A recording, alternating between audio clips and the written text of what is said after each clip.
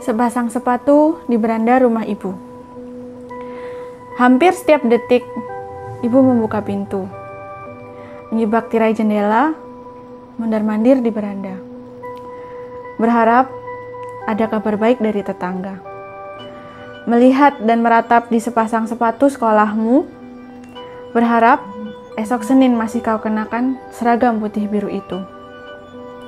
Tapi kau tidak pulang. Tergeletak tak berdaya di gelanggang. Ricuh yang berisik di televisi, ibu masih menanti suara piringmu meminta sarapan esok hari.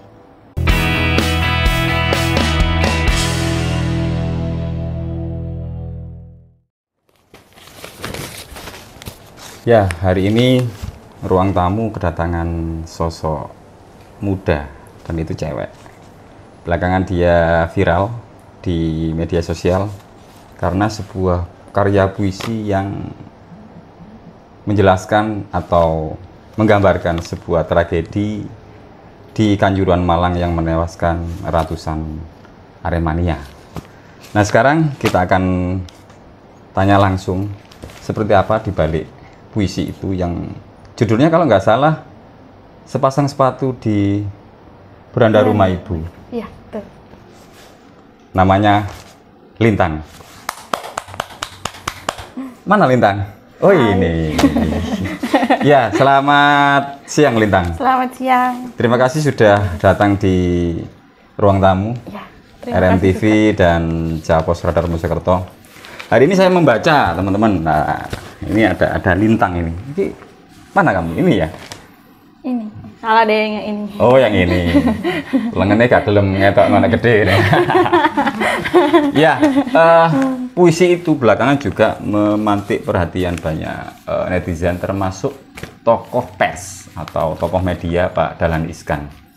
Saya akan menanyakan langsung seperti apa sih dibalik penulisan puisi itu. Apakah memang waktu itu Lintang juga di lokasi atau memang terinspirasi? Gimana Lintang ceritanya? Puisi yang menurutmu itu apa ya, tidak disadari sudah mengejutkan banyak orang ya? Bisa diceritakan Lintang? Ya, sebenarnya awalnya itu nggak kepikiran sih untuk buat puisi tentang Kanjuruhan, karena ya saya sendiri sebenarnya nggak terlalu mengikuti sepak bola, terus bukan fans dari klub bola mana-mana. Cuman yang men-trigger saya waktu itu adalah ketika ada berita seorang anak yang ditinggal ibunya, terus ada juga yang satu keluarga itu nenek dan cucu-cucunya, terus kakeknya meninggal. Itu terus setelah itu teman saya, partner yang menggambar ilustrasi itu namanya Aprilia, biasa saya panggil Apeng, itu jam 1:30 pagi karena kita belum tidur. Dia ngechat saya, aku bikin ilustrasi tentang Kanjuruhan, kamu nggak mau tak bikin tulisan yang menceritakan tentang ilustrasiku ini gitu. Terus awalnya itu dia cuma gambar sketsa polisi sama stadionnya, nggak ada sepatu. Terus ya habis itu tapi saya kepikiran akhirnya, kenapa nggak dikasih sepatu anak kecil gitu, sepatu yang terus dikasih darah-darah gitulah gitu, biar kelihatan kalau itu korban gitu. Terus akhirnya muncullah judul Sepasang Sepatu di Beranda Rumah Ibu itu. Ngapain jam 1:30 nggak tidur itu? Hah? Atau memang sedang kepikiran tragedi Kanjuruhan? Iya sih, ya karena terlalu banyak apa yang muncul di medsos. Dulu kemarin itu saya bacanya di Twitter sih. Banyak baca thread di Twitter, terus di Instagram, terus video-videonya tayang. Itu kayak ya ampun, ternyata sepak bola itu animonya besar banget ya di masyarakat kita gitu. Terus fans-fans klub Aremania itu mereka kayak loyal banget sama klubnya, tapi di saat pengen merayakan itu justru malah banyak korban. Gitu. Tapi sebenarnya Lintang sendiri kan nggak suka bola ya? Iya sebenarnya. Terus? Bukan nggak suka sih sebenarnya, cuma nggak terlalu mengikuti aja. Oh gitu. Iya. Nggak. Kalau ngomong bola itu berarti terinspirasi dari siapa? Kalau hanya karena menonton aja atau hanya gitu aja ya? Iya, nonton aja. Iya. Gitu. Saya kalau lihat Lintang itu teringat dengan mamanya. Kebetulan saya kenal betul mamanya adalah seorang wartawan senior dan pernah menjadi ketua Bawaslu Kota Mojokerto dan itu namanya Mbak Elsa. Seringkali ketemu mamamu di beberapa tempat dan termasuk mungkin saya juga konsul atau ya berguru lah ngomong penulisan. Nah, kalau ngomong konteks penulisan itu saya sih sedikit membaca bahwa kalau misalkan Lintang itu sudah terbiasa menulis puisi sejak anak-anak, bahkan mungkin usia 2 tahun atau kepingin baca atau bahkan mungkin dari SD ya membaca, menulis puisi itu dari SD, betul? Betul, dari SD. Kelas berapa? Kelas 3 lah, 2-3 gitu. Dulu itu kalau ada tugas bahasa Indonesia kan biasanya disuruh bikin pengalaman liburanmu apa tuh. Nah kalau teman-teman itu biasanya ya cerita aja. Saya tuh dulu udah mencoba untuk menulis puisi dari pengalaman berlibur kemana. Biasanya sih yang menginspirasi itu dulu waktu SD itu kalau misalnya liburan ke rumah nenek, terus habis itu diajak kemana gitu sama kakek sama nenek saya gitu. Terus nulis. Terus dibacakan di depan kelas kan biasanya gitu. Terus sama gurunya itu puisi loh, kok bisa buat gitu ya. Karena sering baca juga kan dulu gitu. Mama juga banyak buku-buku soal puisi gitu yang dikoleksi mama di rumah. Ya, kembali ke puisi tentang Kanjuruhan ya, tragedi Kanjuruhan. Nah itu apa betul kalau itu ditulis hanya dalam waktu 10 menit? Iya. Iya, gue nulis 10 menit itu. Karena udah muncul gambarnya, terus waktu itu kebetulan saya juga pegang HP, wes tulis aja lah di notes HP gitu, ribet ya sambil rebahan, terus lihat scroll medsos, terus yang ada gambar itu di pintu 13, terus ada ilustrasi sepatu banyak itu benar-benar terinspirasi dari situ gitu. Terus ya udah judulnya Sepasang Sepatu di Rumah Ibu, gitu. Terus saya langsung bayangin gimana rasanya sih seorang ibu itu ditinggal sama anaknya loh yang pamitnya itu cuma nonton bola tapi pulang udah nggak ada gitu loh, kayak pasti sangat sedih sih gitu. Apalagi banyak korbannya yang masih anak-anak. Jadi ada kalimat berisik di TV begitu kan ya. Terus kemudian besok seolah kamu tidak pakai seragam lagi kan begitu. Nah inspirasi itu didapat dari mana? Atau kamu membayangkan sendiri bahwa sosok anak yang jadi korban tragedi pasti dia masih pelajar atau gimana? Iya, kayak membayangkan aja sih. Biasanya kan kalau ibu tuh kalau pagi-pagi nyiapin anaknya sarapan buat atau nggak bekal lah buat ke sekolah. Terus tahu-tahu udah nggak ada gitu. Terus biasanya juga itu hari Sabtu ya kalau nggak salah.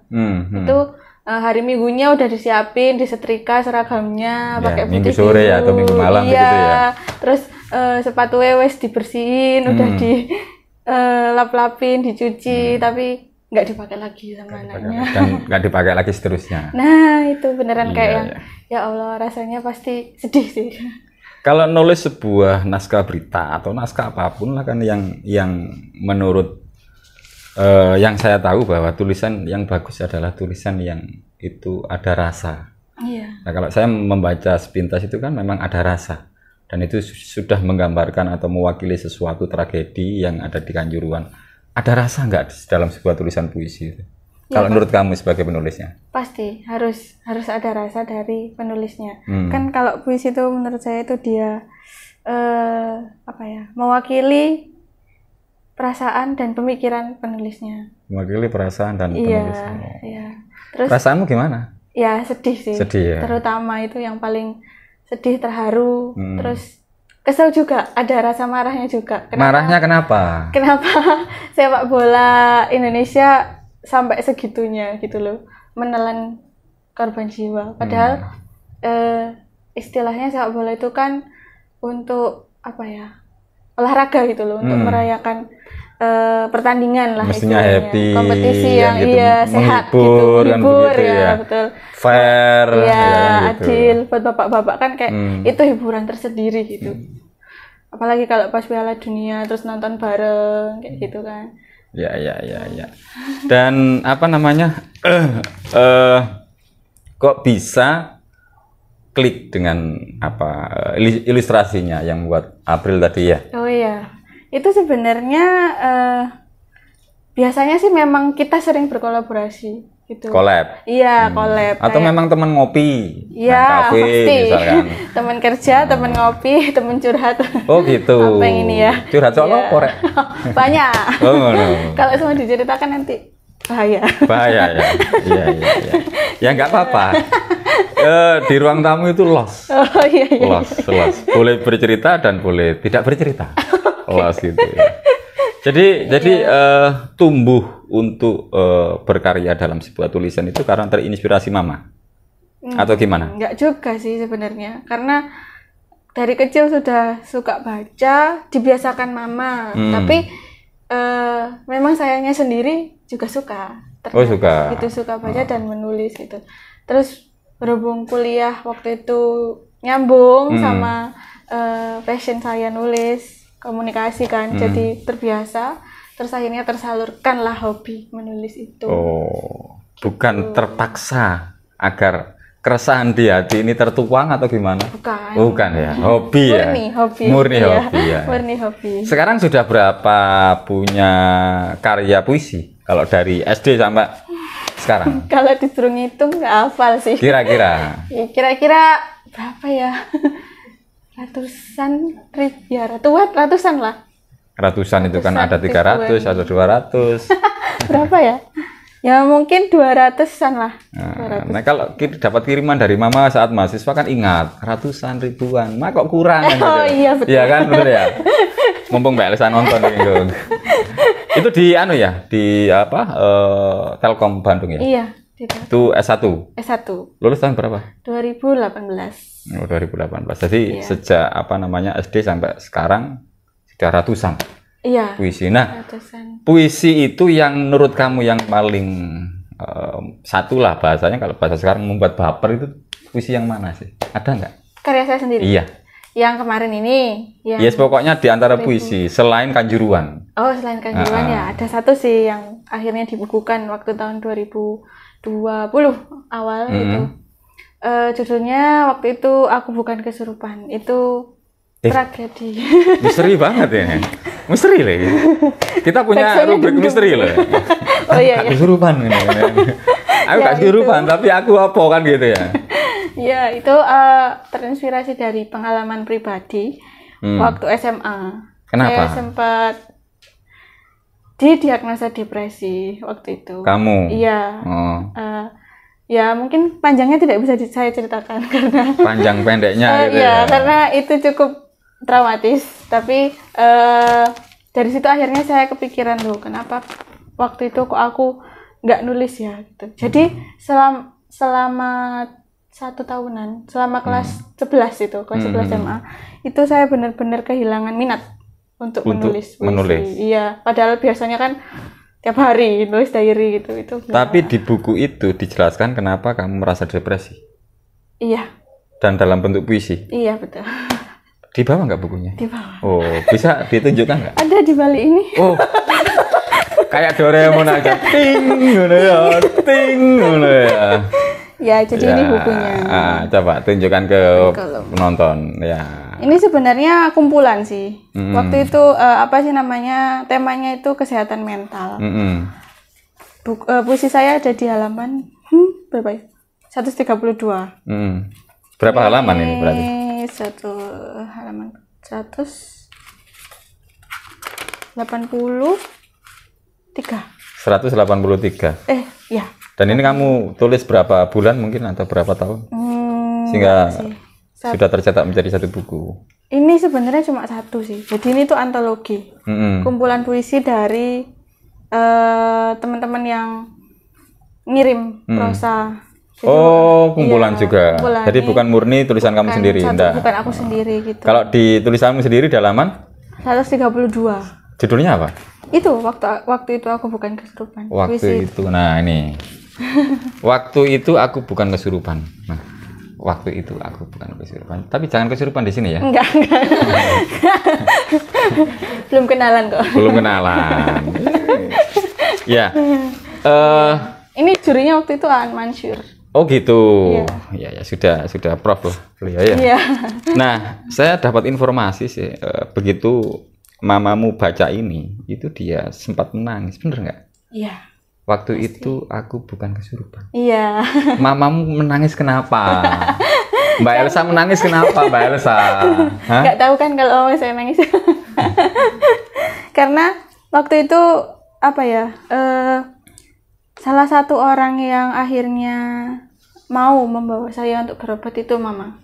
Karena beliau mungkin tahu ya, kalau saya itu nggak kenapa-napa sebenarnya, cuma stres aja. Stres. Iya. Terus mama orang pertama yang ngajak saya ke psikiater waktu itu. Karena mungkin dulu itu dianggapnya keluarga besar saya sama teman-teman saya itu kesurupan setan, karena kejadiannya pas banget setelah ada acara di SMA. Bentar, ini kesurupan setan. Berarti temenmu pernah tahu setan ya? Hah? Ini kesurupan setan. Ya mungkin ada yang bisa lihat juga. Ini kesurupan gara-gara nggak duit. Iya bisa jadi. Ada yang bilang ini kesurupan lagi tahu kesurupan setan. Bisa ketemu setan lah ya. Anaknya saya nanti. Coba sama takoi. Ya tahu anaknya. Jadi depresi, maaf kalau kemudian itu tidak harus di publik ya, apa namanya, sebab di antara sebab depresi itu kenapa? Apakah karena kamu terlalu sendiri dan ketika terjadi sesuatu kamu tidak ada waktu untuk menyampaikan kepada orang tua karena kesibukan orang tua, atau seperti apa? Salah satunya mungkin itu ya, karena dulu waktu SMA kan mama masih sibuk-sibuknya jadi wartawan, terus bapak juga bekerja gitu. Jadi mungkin salah satunya itu, dan satu lagi itu dulu saya itu sebenarnya nggak mau masuk jurusan IPA. Kenapa? Karena saya tahu kalau passion saya itu bukan IPA. Bukan IPA, IPS. Jadi tersesat di jurusan IPA gitu ya. Terus saya merasa nilai saya nggak sesuai gitu, kayak setelah kelas 10 itu ranking, kelas 2 itu langsung anjlok turun karena ya itu tadi saya merasa ini bukan aku gitu. Jangan-jangan kesurupan teman. Iya mungkin ya. Kesurupan James yang biasa nulis buku, nulis puisi. Iya. Tapi kamu belum cerita, bener nggak mamamu nangis saat itu? Iya, sebenarnya nggak tahu ya, karena mama saya tuh gengsian orangnya. Gengsian. Kalau mau cerita beliau nangis ke saya juga malu gitu katanya. Masa mama nangis? Mbak, ojo gengsian sampai anaknya Mbak. Anaknya cari kepintar di bintang film. Nggak pernah cerita berarti? Dulu waktu SMA jarang cerita. Nah, terus sekarang? Setelah kejadian itu akhirnya sering kayak diskusi sama mama. Tiap ada masalah mencoba untuk diceritakan akhirnya. Termasuk nangis gara-gara tulisan puisimu itu? Iya. Oh, benar-benar kesurupan anaknya Mbak. Kesurupan menulis puisi maksudnya. Ya semoga kesurupan menulis puisi.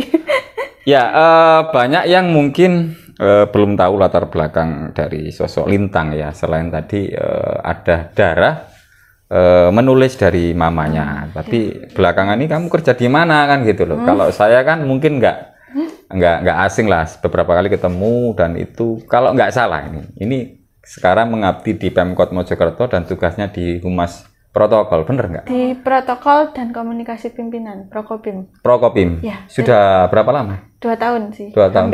Januari nanti 2 tahun. Januari? 1 tahun, berarti 1 tahun berapa bulan ya? Pokoknya Januari nanti Januari 2023. Oh, 1 tahun 9 bulan lah. Ya gitu ya. Oh, sudah lama ya berarti ya? Iya. Apa, tenaga honorer atau kontrak? Tenaga kontrak. Oh, itu ceritanya gimana? Mama yang berkehendak atau kamu? Ya, dulu itu sempat gini, mama itu ada info. Karena mama dulu sempat kenal dengan sekretaris daerah yang Bu Haris Triat. Oke, ya. Itu terus ya itu Latit gitu ya. Gitu ya. Ya nggak apa-apa deh. Terus jadi ada info, terus kebetulan waktu itu saya habis kena layoff. Sebenarnya 1 tahun itu saya sempat kerja di Jakarta, jadi content writer. Namanya itu Dokotel Teknologi. Dia penyedia jasa layanan internet gitu lah. Terus kamu bagian? Terus di layoff, saya content writer. Content writer. Ngisi website-nya. Oke, gitu. ya. Terus karena COVID, akhirnya layoff, terus di PHK, terus selama 3 bulan itu saya nggak kerja, maksudnya ya masih sih kayak freelance gitu, cuma nggak ada pekerjaan tetap memang. Terus karena ada info kalau humas lagi membutuhkan tenaga, akhirnya mama bilang ke saya coba aja gitu. Ya udah saya naruh CV, terus training sama Kabak, sama Kasubag, terus selama 1-2 minggu waktu itu. Habis itu dinyatakan masuk. Itu tuh saya staf pertama komunikasi pimpinan. Gitu. Kenapa saya tanya itu? Karena ketika puisimu viral di media sosial tentang tragedi Kanjuruhan itu banyak yang mengapresiasi. Itu anak Humpro kan gitu. Iya. Makanya saya tanyakan. Mewakili Mbak Lala. Iya, betul. Dan Mas Hatta. Dan Mas Hatta. Nah, itu artinya bahwa kamu masih di jalur yang hampir sama lah. Iya. Tentang menulis kan Iya, gitu, tentang menulis. Nah, sebenarnya kamu pengen jadi apa sih? Kalau ngomong penulis murni, pengen jadi wartawan seperti mamamu atau tetap bertahan di Humpro? Sebenarnya kalau dari hati sih, pengennya fokus nulis. Fokus nulis? Iya, fokus nulis penulis itu. Penulis freelance? Enggak, saya sebenarnya pengen bikin buku. Dan masih ada kepengenan buat jadi jurnalis. Kira-kira apa itu? Pengen jadi jurnalis? Iya. Jelas Mbak Elsa ya. Soalnya waktu magang kan sempet juga tau jadi jurnalis. Dan ternyata nagih gitu. Kenapa kok senang jadi jurnalis? Hah? Ya seru aja, bisa menyalurkan. Ya itu tadi hobi yang dibayar itu kan menyenangkan. Hobi yang dibayar? Gitu ya? Iya, jadi kayak terus bisa ketemu banyak orang kalau jadi jurnalis tuh. Terus jurnalis kan independen ya. Oke, terus? Istilahnya itu maksudnya bisa bebas menyuarakan pikiran saya tanpa perlu ada intervensi dari manapun. Sudah pernah melamar ke perusahaan media mungkin? Oh sudah. Terus? Ya tertolak. Tertolak. Iya mungkin karena bukan tertolak sesuai. Sebenarnya kesempatannya belum di sana. Betul, gitu. Ya mungkin. Roto alusi didik lah. Roto alusi. Ya, Lintang sekarang usianya berapa? 26 tahun. 26 tahun. 26 tahun Lebih berarti 1 bulan. Lebih 1 bulan. Sudah punya pacar? Jawab nggak ya? belum. Jomblo. Coba matur nang mama. Mbak Elsa belum punya pacar. Apa karena memang dilarang sama mama? Ya, enggak dong. Wis dewasa, wis 26 tahun loh ya. Iya. Oh iya, 26 tahun. Ini ada janjang waktu masih setahun untuk kesempatan mengejar ke media. Iya, betul. Gitu. Atau terus di Humpro? Tidak tahu ya. Tidak tahu ya. Seperti apa. Iya. Enggak apa-apa. Pasti beliau-beliau yang nonton itu pasti mengapresiasi dirimu. Iya, amin. Ya, Mohon izin. Mohon izin ke siapa ini? Hah? Mohon izin ke siapa?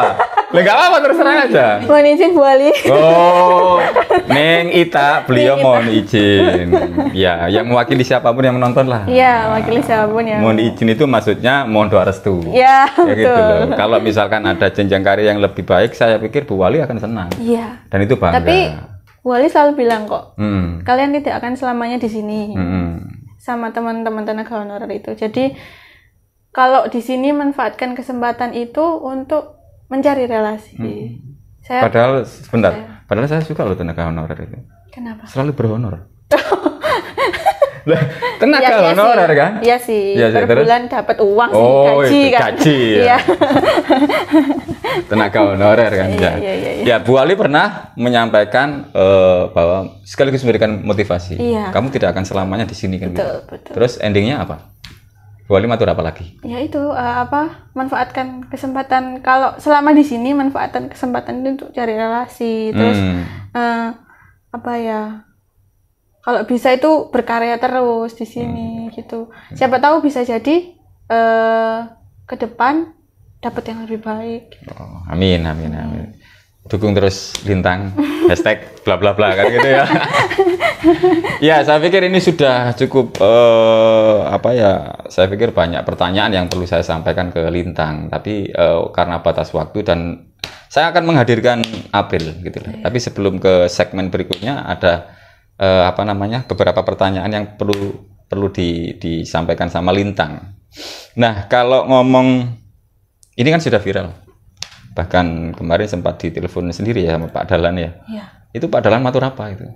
Nanya sih sekarang suka nulis puisi ya sama sih, hampir sama pertanyaan. Kayak Mas Kariris. Oh iya tak? Hampir sama ya, kayak suka menulis. Tapi saya nggak dari copyright loh ya. enggak. Terus sekarang kerja di mana, dulu sekolah di mana gitu. Terus saya sempat menceritakan juga kalau saya sekolah di sekolahnya Soekarno waktu SMP. Gitu. Terus akhirnya ditulis itu sama Pak Dahlan Iskan di Disway. Terus udah selesai ya Disway? Udah dikirimi sama beliau ya? Enggak sih, saya dikirimi sama siapa ya? Mungkin wartawan Disway. Ya, wartawan Disway.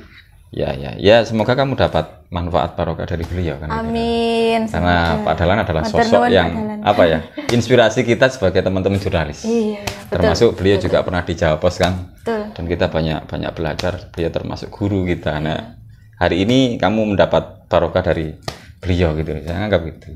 Mungkin Pak Dahlan tertarik gara-gara ada sepatu itu ya, kan pernah bikin novel sepatu Dahlan. Oh iya, betul. Dan pernah beliau ke Mojokerto itu dikasih souvenir trofi sepatu. Tapi bentuknya perak. Dan itu yang buat santri. Keren. Pak Dahlan masih di Jawa Pos. Itu yang waktu berkunjung ke dalamnya Romo Yahya Husein itu dikasih ada santri yang membuat sepatu tapi bahannya dari Kuningan, Cor Kuningan. Beliau sangat mengapresiasi karya-karya anak muda termasuk dirimu, Lintang, gitu. Terima kasih Pak Dahlan. Terima kasih kepada siapa aja? Monggo. Oh iya. Ya pertama pasti terima kasih pada Radar Mojokerto yang sudah mengundang saya dan Apeng untuk datang ke sini di podcast podcast Ruang Tamu. Iya. Terus terima kasih kepada Wali Kota Mojokerto, Ningita, Ningati. Saya teringat salah satu kepala dinas, Ningati. Iya, Pak Amin Wahid. Ya terus siapa lagi? Terima kasih kepada Pak Hatta selaku kabak saya, Mbak Lala kasubag saya, dan pastinya yang utama adalah mama saya karena terus mendukung saya untuk menulis sampai sekarang ini. Ke papa? Iya, terima kasih papa saya. Sudah. Karena kalau mama itu anakku, ya tak takoki ngono. Ya anake papai barang. Kasih papa saya. Iya. Gitu. Lintang, sampai kapan kamu akan menulis puisi? Selamanya. Selagi saya masih bisa menulis ya saya akan terus menulis. Sampai nggak bisa nulis lagi. Sampai nggak bisa menulis. Oke. Terima kasih. Saya banyak belajar dari Lintang, termasuk mungkin teman-teman yang hobi menulis, karena hari ini literasi kita itu khususnya di kalangan muda, kalangan milenial ya saya pikir terus menurun, dan Lintang adalah salah satu milenial sekarang yang sangat concern terhadap sebuah tulisan, baik itu dalam bentuk tulisan puisi, baik itu dalam bentuk tulisan mungkin naskah di protokopim itu, atau apapun lah bentuk-bentuk tulisan, dan itu saya pikir bahwa satu karya akan memunculkan banyak makna. Tepuk tangan. Boleh nggak ngasih quotes? Oh boleh. Sebenarnya ngasih apapun di Radar Mojokerto kita terbuka kok. Jangankan quotes. Ya, apa kira-kira? Monggo. Iya, intinya ini kalau bahasa tulisan ya. Ya. Teruslah hidup, teruslah menjadi letup, jangan jadi menua dan meniada begitu saja. Oke. Jangan menjadi menua dan meniada begitu saja. Berarti gak ada manfaat sama sekali. Ya. Itu tadi quotes sebagai closing atau penutup dari closing statement dari Lintang, dan kami berharap akan muncul lintang-lintang baru biar di angkasa sana banyak lintang yang bersinar begitu ya. Dan Mojokerto adalah gudangnya Lintang. Iya. Maksudnya untuk penulis-penulis mohon untuk terus berkarya dan jangan patah arang. Ketika kamu gagal di satu tempat, maka itu bukan sebuah kegagalan, itu adalah sebuah canggu inspirasi kami. Sepasang sepatu di beranda rumah ibu. Hampir setiap detik Ibu membuka pintu, menyibak tirai jendela, mondar-mandir di beranda. Berharap ada kabar baik dari tetangga. Melihat dan meratap di sepasang sepatu sekolahmu, berharap esok Senin masih kau kenakan seragam putih biru itu. Tapi kau tidak pulang. Tergeletak tak berdaya di gelanggang. Ricuh yang berisik di televisi, ibu masih menanti suara piringmu meminta sarapan esok hari. Nak, nafasmu terengah-engah bukan karena soal matematika. Namun, di tengah permainan yang biasanya kau habiskan di sore hari bersama teman sebaya. Betapa pengap menghirup asap yang seketika melenyapkan mimpi-mimpimu. Membunuh dan menginjakmu, bahkan sebelum kau bilang setuju. Ibu akan membenci siaran televisi. Dan Piala Dunia yang bersama bapakmu dulu selalu kau nanti-nanti. Atau suara sirine yang menggaung, mengantar kepulanganmu, memaksa ibu untuk berkabung. Nak, kenapa tak kau kenakan saja sepatu itu? Yang sudah ibu cuci untuk mengantarmu menjemput tim kebanggaanmu. Dan untuknya, kau rela korbankan nyawa, dibunuh sendiri oleh mimpimu yang menyala. Ibu tinggalkan talinya di beranda yang selalu terbuka. Kapanpun kau ingin kembali ke rumah dan pelukan ibu yang sederhana. Nak, ibu tinggalkan nasi bersama lauknya di atas meja. Pulanglah dan santap setelah kau lelah berlaga. Pulanglah. Di rumah ada cinta, siap menampung berapapun banyak kau meneteskan air mata. Kita akan ke segmen berikutnya, Apeng.